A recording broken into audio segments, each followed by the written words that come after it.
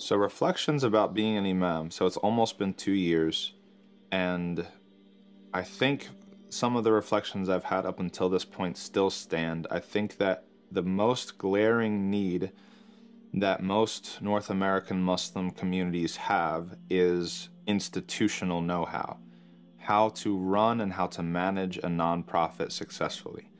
And this has to do with, this covers a lot of different things. It covers how to engage volunteers, how to do outreach to both Muslims and non-Muslims, how to cooperate with other masjids in your area, how to finance your nonprofit through income streams that aren't just donations.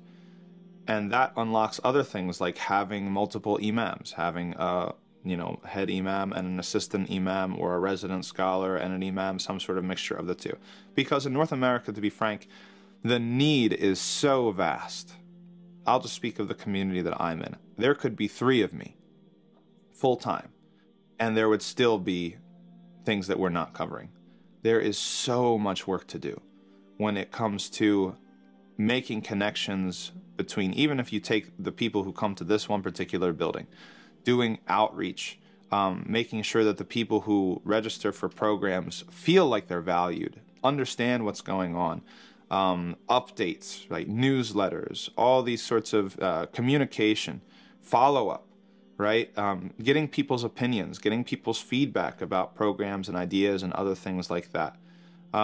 Then even when it comes to making outreach to people who have, maybe they used to come to the masjid but they don't anymore. Okay, what happened to them? Where did they go? There's social media, and there's other sort of media that you're doing for your masjid. There's connections that you're making with other nonprofits in your area, or other religious organizations, or the city government, or whatever there is. There's dawah to do on the street to the normal people in your area. There's food and vendors, right? Like, does your area have halal butcher shops, or does it have places where you can buy prayer rugs, or does it have, do you have something where a woman can buy a hijab? Or, what about the public schools, and is Eid a holiday, and all these sorts of things? Like, I'm just one person, right? I work more than full time already. And if there were 3 of me, there still wouldn't be enough to get all of these things done. Like, we're barely hanging on. What's preventing us from hiring the right people, and the people, or a sufficient amount of people, to get some of this work done, or most of this work done? It's financing. We finance with donations, and we're always going to be limited in what we can do. We have property, if we have an income stream, if we're collecting rent, that's when you're able to afford an assistant imam, or an executive, or an accountant, or something like that. So that honestly is the big thing, like that I see. When it comes to things that, other things that I think are big issues in the masjid, are all affected by that one thing, because then you're able to cater to the youth. We're like, okay, we're not catering to the youth enough. That's true. But the imam, if there's just one guy, it's a one-man show. How do you expect him to give everything that the youth need, and everything that the women need, and everything that the converts need, and everything? It's impossible. So some issues take priority, or some particular points unlock other doors. If you take care of the finances, and you take care of being able to put quality personnel in place, that's going to take care of the youth. That's going to take care of the women. That's going to take care of the converts, and the other sort of outreach that you're trying to do.